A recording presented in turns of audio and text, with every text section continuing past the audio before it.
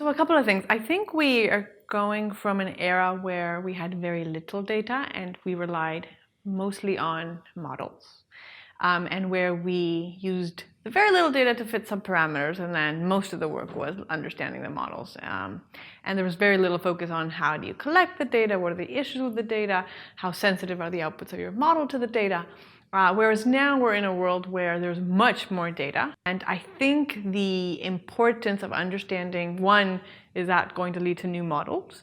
But even with the traditional models, understanding what the connection between the data and the models is and how that relates to the quality of the outputs, the uncertainty of the outputs, and the performance of the models, I think that is much more important now than before. And I also think that that is leading to a world where the contributions that we can make to different engineering problems might also come through just different types of data that we're collecting and better understanding the attributes and the limitations of the data versus just the modeling contributions.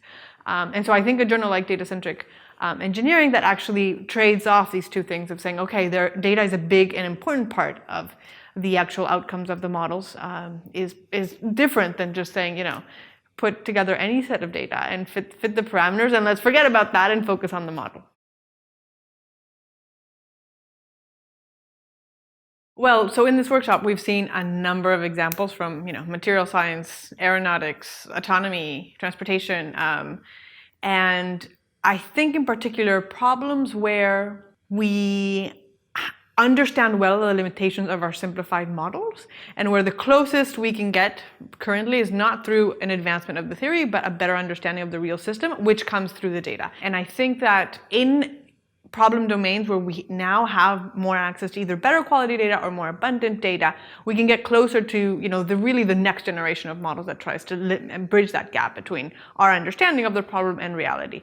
And I think in particular when you think of engineering, often our end goal is to solve the real problem, right? Not come up with a solution to the approximate problem based on our models. And I think being able to bridge that gap comes through having access to the data and designing models that are tailored to the limitations or the advantages of that data set.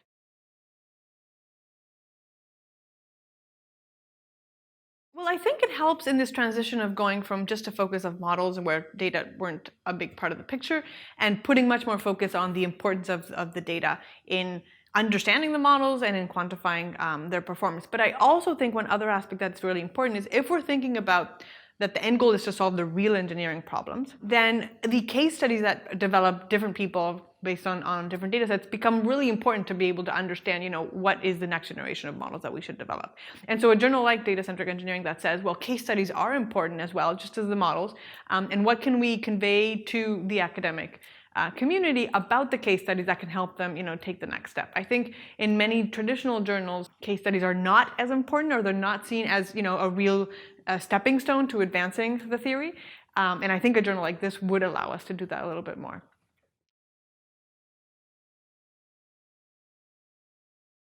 I think there's a number of things. I think even from one extreme of people that work on just very theoretical models, but that want to push their models and understand better the limitations, I think they can learn from these types of, for example, case studies with more complicated environments or models.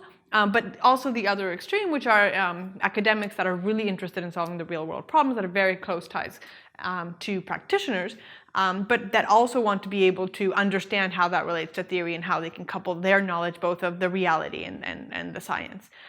So I think there's a whole spectrum of individuals or academics that could be interested in this. And I think, especially if we think of students and training the next generation, I think having a mechanism to allow them to learn more about reality, not just through their advisors, but really through case studies across a number of fields, I think that can also help them a lot to think more creatively about how to solve these problems versus just learning the skill sets that we were trained with and trying to reuse them to solve the problems.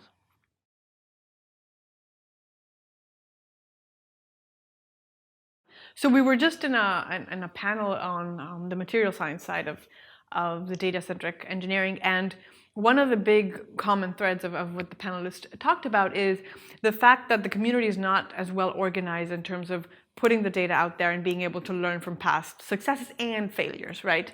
And that really limits our ability to advance science because of the cost of collecting a lot of these data sets. And so once one individual or one group has access to it, it's very limited what the general community can learn. On the other hand, I also think we need to trade off a little bit. There are circumstances in which the data cannot be shared or can be shared in a limited way, and I think we want to make sure that those types of case studies are still available to the general community while incentivizing as best we can to share that data.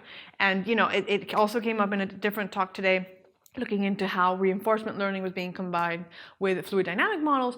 And there, one of the big aspects was it's extremely expensive to collect this data. And there is no, let's say, repository of data where you could learn, how transferable is this model to other problems, or even just changing certain parameters. So right now, we're really leaving it to individual faculty, PIs, and groups to start from scratch in building their data set. And I think there could be, exponential improvements if we could pool together a lot of these data sets to learn from other problems or other parameter settings.